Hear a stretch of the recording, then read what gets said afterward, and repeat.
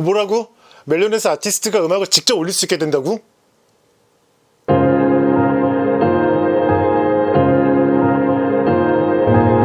기술인간. 안녕하세요, 기술인간 하박국입니다.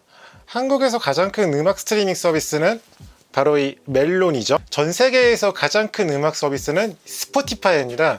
마침 둘 다 모양도 비슷하게 생겼는데요. 얼마 전 해외에서 떠들썩한 뉴스가 하나 있었어요. 스포티파이에서 음악가가 자신들의 음악을 직접 업로드하고 관리할 수 있게 하는 서비스를 오픈한 건데요. 한국으로 따지면은 멜론에 아티스트가 직접 음악을 업로드할 수 있게 하는 것과 같은 일이죠. 이게 왜 큰 뉴스냐면요. 멜론의 예를 들어서 음원 유통 구조가 어떻게 되는지 일단 알려드릴게요. 멜론은 카카오엠에서 운영하는 회사입니다. 카카오에서 인수하기 전에는 로엔이었고요. 이 회사는 아이유의 소속사이기도 하고 다양한 사업을 진행하고 있는데요.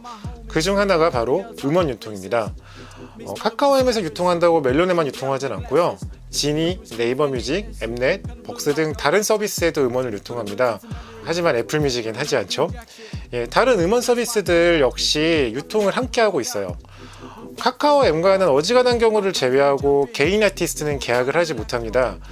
레코드 레이블, 한국에서는 기획사라 불리는 곳과 계약을 맺죠. 아티스트는 기획사와 계약을 맺고요. 이렇게 아티스트는 총 2단계를 거쳐 멜론의 음원을 서비스합니다. 카카오엠을 통해 음원을 유통하면 여러 장점이 있어요. 일단 1300만 구독자를 가진 유튜브의 원더케이 채널에도 노출이 되고요. 멜론에서도 눈에 잘 띄는 곳에 노출이 돼 프로모션에 이점이 있죠.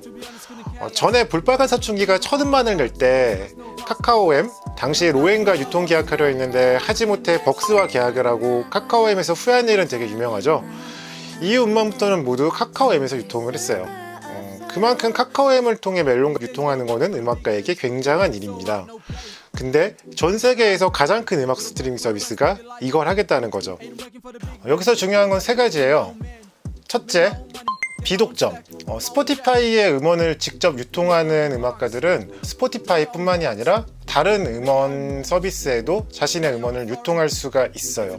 두 번째, 무료. 국내 같은 경우는 음원 유통을 할 때 유통사와 수익 배분을 주로 하죠. 해외의 경우는 음원을 유통할 때 처음에 돈을 지불하던가 아니면은 정기적으로 돈을 지불해야 돼요. 스포티파이는 이걸 무료로 하겠다는 거죠. 세 번째, 아티스트가 직접 자신에 대한 데이터를 확인할 수가 있어요. 지금까지 아티스트는 자신의 음악에 대한 데이터를 확인하려면 유통사에서 받아주는 자료를 통해서밖에 볼 수가 없었거든요. 근데 직접 자신의 음악을 어디서 누가 듣는지, 그리고 수익이 얼마나 났는지 이런 것들을 확인할 수 있게 됩니다. 직접 유통할 경우 멜론처럼 스포티파이 역시 직접 유통하는 아티스트에게 특혜를 줄 수 있겠죠.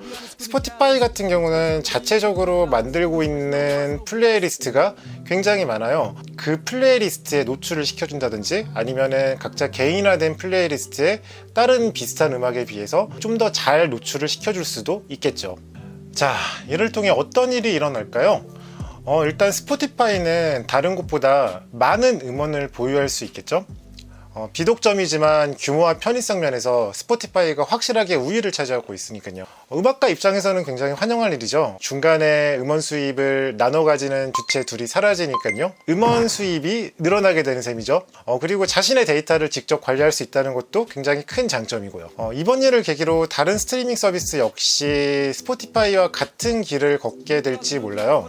이와 별개로 애플은 얼마 전에 그 아티스트에게 데이터를 제공하는 서비스를 베타로 시작했고 그럼 레이블과 유통사는 그만큼 타격을 입을 수밖에 없겠죠? 바로 저 같은 사람이요.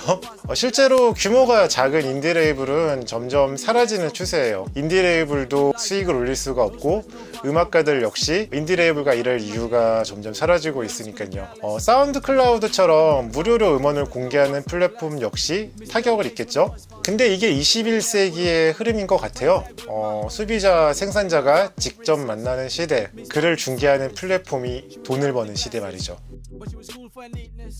그렇다면 기존의 레이블과 유통사는 사라지게 될까요? 그렇지는 않을 거라 생각해요. 기존의 레이블과 유통사만이 할 수 있는 전문적인 영역 역시 남아있으니까요. 국내에서도 멜론에 직접 음원을 업로드하게 되는 일이 올까요? 저는 그건 좀 회의적이에요. 국내 음악계는 오늘 준비한 영상은 여기까지입니다. 첫 영상인데 너무 어려운 내용을 담고 있는 게 아닌가 싶네요. 혹시라도 궁금한 내용 있으면 댓글을 통해서 질문해 주시기를 바랍니다. 그리고 영상이 마음에 드셨다면 구독과 좋아요도 부탁드려요. 다음에 또 알찬 기술 이야기로 찾아오겠습니다. 지금까지 기술인간 하박국이었습니다. 촬영 덕분에 난생 처음 집에서 직접 멜론을 잘라 먹게 됐네요.